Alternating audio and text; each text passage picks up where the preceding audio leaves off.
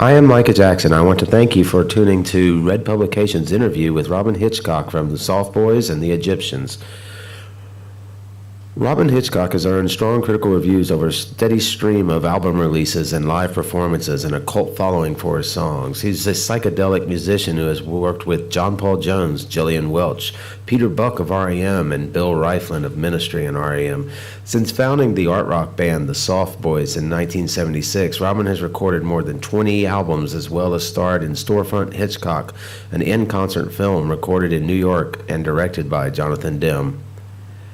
He has been signed to A&M Records and then Warner Brothers. Blending folk and psychedelia with a wry British nihilism, Robyn describes the songs as paintings you can listen to. His most recent album, The Man Upstairs, is a bittersweet love letter to a vanishing world, produced by Joe Boyd of Pink Floyd and Nick Drake fame. I'm really happy to get to talk to you, and I think that's it's great that you're going to be here in Houston.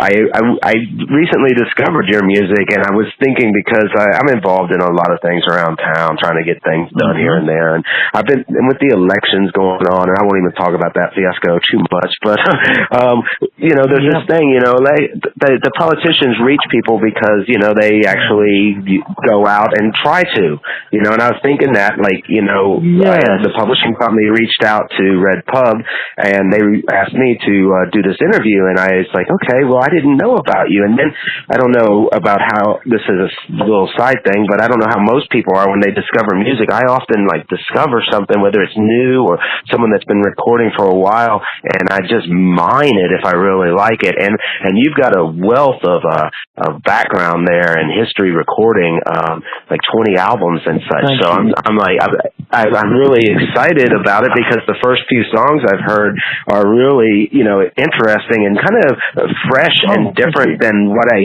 hear for the most part. Let the people know who you are. Well, I'm not really at home much. The real me is usually on a plane or in a car, on a train. I'm in transit. I am based in. I have a house in Nashville, and I'm a British citizen. But I work in the States a lot. So mostly you'll just find me between two places. I've actually got one day off between tours, and I'm just outside my local coffee shop right now. Coffee evolves like everything else. Coffee changes. Thousands of years ago, there was just a cup of coffee that was just sitting there in a swamp, and then eventually it grew legs, and it grew froth, and it grew chocolate, and it grew ice cubes, and now coffee takes many forms, but it's still coffee. It's all part of evolution. So I'm going to have really a interesting cappuccino. Yeah, for sure. And, I guess that's what's happening with, everything, of course. It's all evolving. And I kind of wanted to talk about that with your music, because you do span a career. And I know here in Houston, a lot of up-and-coming local and regional acts, tend to Red Pub and tend to some of the work I do. So I think that, this is a great opportunity for them to hear from someone who is experienced in a wide variety of music, because, that first few things I said about you, it kind of sounds real simple, but you're a multi-instrumentalist. You're from England. You live in the States. You've been recording, since the 70s, and your first studio album was in the 80s, though? First studio album with the Soft Boys was 1979, so I've been recording for about 40 years, yeah. It's used to be on tape, now it's on something else, but same microphones, same principles apply. What I do is kind of, beamed out of the late 60s. It's kind of transmitted from there. Yeah. It was a time when things were change was at its most accelerated, and what we've seen in a way the last 30 or 35 years is people trying to roll back the change, the momentum that was there in the late 60s, and take everything back to 1953 or whenever it is, 1947. But unfortunately, time is a one-way process. can't Everyone unknow things. like You can't unlearn some comforting time. No, you can't unlearn things. You can't, Eve couldn't give the apple back to the snake after one bite and say, I don't really fancy this. It's too late. And this is a big part about, you were talking about the evolution, and this is a big part of it. Once you have one idea, you have to get to some ideas before you can have the next one. Do you see that in music? This evolution, like in yourself? Well, I think ideas evolve, but styles in music go round, I mean, popular music changes all the time. The only thing that pop music has in common now with, say, Elvis Presley 60 years ago is that it alienates the older generation just like Elvis did. Popular music, whatever people are listening to on the people under 23. I've been thinking about that lately. Yeah. Whatever it is, well it's a language that doesn't make sense to older people, just as once upon a time rock and roll made no sense to anybody over 25. And it's something we have to live with. Who knows if something's good or not? All we know is whether people like it. So if everybody eats a certain kind of donut, then it's popular. It may not be good, but people want it. So who knows? Or maybe they've just been told they want it. I do think that maybe I just have enough belief that there's even a remnant of individuals that will still be motivated by what does affect them in music before they think of a genre, before they think of a style, before they think of anything that's been fed to them. They just hear something. They go in a store, they go to a friend's, they're in a car, and something it either makes them feel, one way or another, and they connect with it despite all of that, and then they go, who is that? And then they start mining that music, I feel like that's the true discovery of the beauty of music. It's like walking outside and looking for something beautiful versus walking outside and just having, it slap you in the face, and you're just like, oh my God, it's beautiful. I want to hear more of this, Yeah, I think, exactly. And those things, in a way, for lack of a better word, are, in literature would be called classics. They have this appeal that just, they hit people, And so, then, I music grew up with and such. So that's what I heard when I was 12 or 13, Bob Dylan. But it keeps going forward. It does, but they're still there. They were all playing old cello last month. McCartney and Bob Dylan and the Stones and the Who. Most of the old survivors were out there. So that stuff it's going away very slowly. If it's going. But it also evolves in music like yours. It evolves by people who connect to it, even diverse sounds that connected to that. Bring it to new generations in new ways. I think the thing I really wanted to do is to keep people company, so that they've got something that they, in a way, makes them less lonely. That's what music did for me, especially when I was growing up, it was a companion. It was something that you turn to. You go and put your records on. They couldn't hear you. It wasn't going to answer you back exactly, but it kept you company and it gave you a place to go, and it also made you think. And I think if I can do any of those things, then that's great. I'm just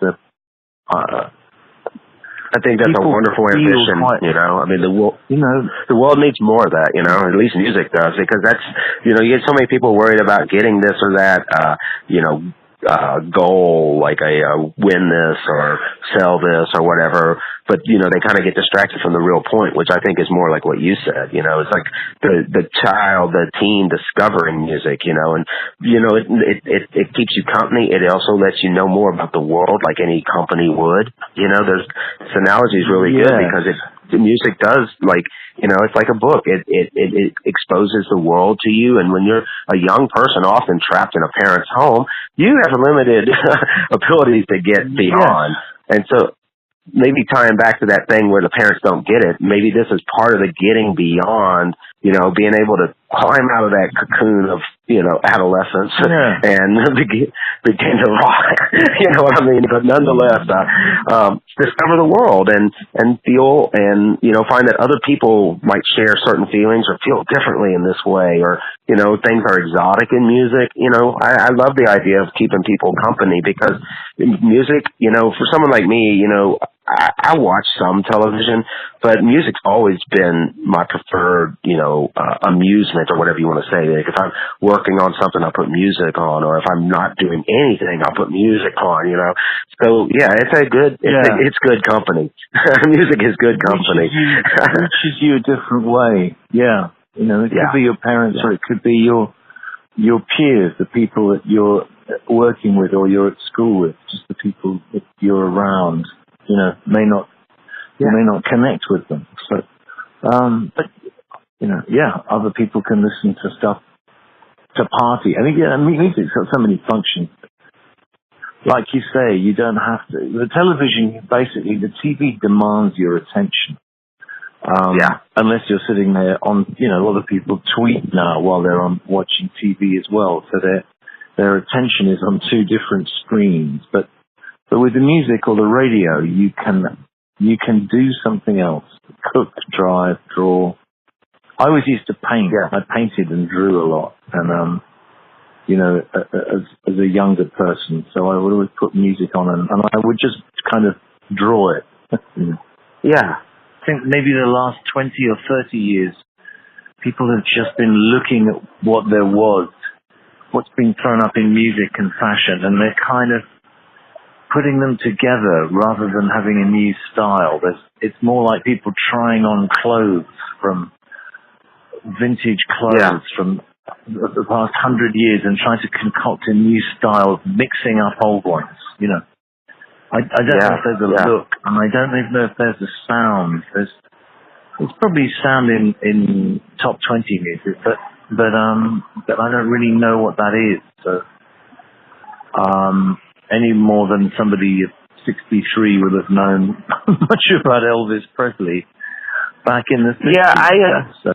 We do some multi-genre shows sometimes, and I've learned about some new music. And some of it has caught me, and some of it is I'm just beyond. And then there's new music, like you said, that is just putting on different clothes in a way. There's a lot of rock bands that sound, not that new, but they're still rocking, but it people love music no matter what. So it doesn't have that edge that a new bam has, but at the same time, it keeps you company, Well, it isn't new, and if it was, would we like it? That's the thing.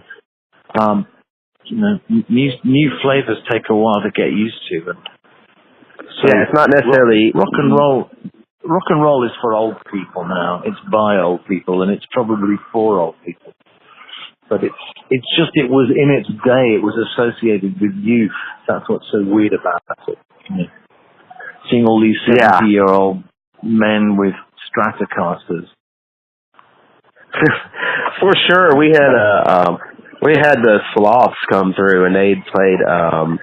They'd open. They were Kings of the Sunset Strip in '65. They were like too young to even be able to play on their own. Their parents had to go and stuff. They opened for the Doors, Pink Floyd, and everybody awesome. And they came through, and they were lawyers and screenwriters and such. But they were, I guess, having one more rock tour or something. And they came through and did it all. And they were, like you said, in the '70s. So yeah, people do it, and people still go to see it. I think because they want to connect in some way still, It's like looking at an old... Sorry? It's a band called the Sloths. Oh, really? Yeah, they're from California. No, they're from California. They came to a festival here that we hosted, and they quite honestly were in their 70s, and people still came to see them. Of course, it wasn't anything like probably when they opened for Pink Floyd at the Whiskey, but at the same time, So, who are some of the people you've played with that you've really enjoyed playing with or creating with? Gillian Welch and Dave Rawlings. Do you know them? No. Do you know Gillian? She's sort of probably the, I don't know, she's probably the primo Americana singer. I don't know what a good word for it is. Sort of like folk acoustic, very simple. 2 voices and 2 guitars. They live in Nashville. Talking to you is going to introduce us to a lot of good music, because I'm looking at Jillian Welch's time here, and it's like she's been, Oh Brother, Where Art Thou? Time the Revelator. That's the one. Yeah, Time the Revelator. Nice. Particularly brilliant. Yeah, and she works with her partner Dave Rawlings, and they also do sometimes they're called Gillian Welch, and sometimes they're called the Dave Rawlings Machine. But I absolutely I think I've heard Dave Rawling as well too. I think I've heard Dave Rawling. I didn't know the Jillian Welch, but this is interesting. I'm actually really getting a treat here, because I'm getting to discover different music. And like I said, the first few songs of yours I've heard sounded really good, but now I've got one song and I don't know the name of it, but I have to find it and hear it. And we were about to play that song when y'all called. It's the one, because I said he sort of has to sound like Donovan, and I'd heard you yesterday and earlier, but this was a different song. One of my songs. Oh. Yeah, I mean, it wasn't like, not necessarily, it was just a part. I don't know what really hit me about it, but, it was, the Sayonara Judge. Oh, wait, no, it wasn't. It wasn't that one. Sayonara Judge. I'm sorry, it was, Raymond and the Wires. That was on. And it was only a little part of it. Oh. That I'd never noticed that because you're new to me, so this was the first time I'd heard where I was like, wow, it sort of sounds a little bit like Donovan. And then we saw on one post and somewhere where it says, he's not too much like Donovan because he's got this dark other stuff like this. And I was like, play that song. Play that dark other stuff. I want to hear that. And then the phone rang and it was y'all. So I still have to go and discover that. You have so much music out there to discover. Wow. Those are new songs. I didn't even know I didn't even know you could hear them. I've recorded them from my new album, but they haven't been released yet. So maybe you heard Sayonara Judge on the Roadies soundtrack. Did you hear that on the? No, on the SoundCloud. You should go look at your. You should look at your. You should look at your SoundCloud, because that one's on there. I better go the one you're telling me. SoundCloud and see what's up there. My God, okay. Yeah, different versions of them on the album. So that's probably what it is. Thank you. No, I always liked Donovan. I met him a few times in adult life. I met him in Austin, Texas once at 7:00 in the morning. I went downstairs to the Starbucks in the lobby, and he was the only other person in there. Yeah, he's some of these people are like my dad's generation, but, even a generation later, I could recognize, the art. I could recognize how rebellious it was to the culture at the time. And sometimes, like, for 50s rocks acts like Screaming Jay Hawkins or something, I can still do the same thing, but I think you almost have to look at it in a historic perspective like that, just like any art. You got to, otherwise you don't get the full impact sometimes of what's being said, and you're just like another person who doesn't get what's being said, just like the old people then. Before Robyn gets out there and starts taking some of the good ones down, y'all get out there and start listening to his SoundCloud. I'm going to explore SoundCloud. I'm going to explore my SoundCloud myself. That's really interesting. I'll go and have a look. But we're at the Mucky next Wednesday. Is it Wednesday the 15th? It's the 15th. Yeah. I know I'm coming into town. We're coming into town and staying with some friends, and then it's the third time I've played the Mucky Duck. It's a great venue. I haven't played Houston for years, and then somebody offered us a gig there, and this is my third visit. So it's great having a Houston venue after all these years. The Mucky Duck's a great place, especially for your style. I'm excited to go there and to hear you. I'm looking forward to the show, and that's Wednesday, November 15th. And I do hope that everybody pre-games and gives you a little listen, and then makes it out to the show, because it's going to be a special one. You're there supporting this single, right? Like the 7-inch that's out. That's right. Emma opens the show, and then I'd play, and then we play the single. Life is Change, Love is a Drag, and Emma being Emma Swift, of course. So, and Emma's got a beautiful voice, a really sort of rich, honey-like, very, very sad but not mournful voice. And she's more on the country side, and I'm more on the psychedelic folk side, I guess. But I think we sound... Yeah, it works well together. It works well together. And I kind of think of, when you just say that description, just the description, I kind of think of the Byrds a little bit, because they sort of blended some of that, you know. Yeah, that's right. They were the first people to do it, almost. And so Emma's just got an electric guitar, so that'll be an interesting thing. I don't know if I'm going to bring my electric or not, but anyway, we'll see. Should be good fun. Well, that mix, both when y'all do it and when the Byrds do it, creates a beautiful, sweet sound that, you know, in all the aggressive music that so many people hear, you don't really get that much. So it's a true treasure to be able to hear something new that is sweet and creative like that. So November 15th, I'll be listening, that's for sure. Thank you, Red Publication, and thank you, Robyn Hitchcock, for this time. But we want people to hear it, not just for Robyn Hitchcock and Red Publication, but for themselves, because music is good company, as Robyn said, and he has a wealth of it out there to keep you company. And if you visit with him November 15th, I'll be there too. Hopefully you can say hey. Until then, Robyn? Lovely.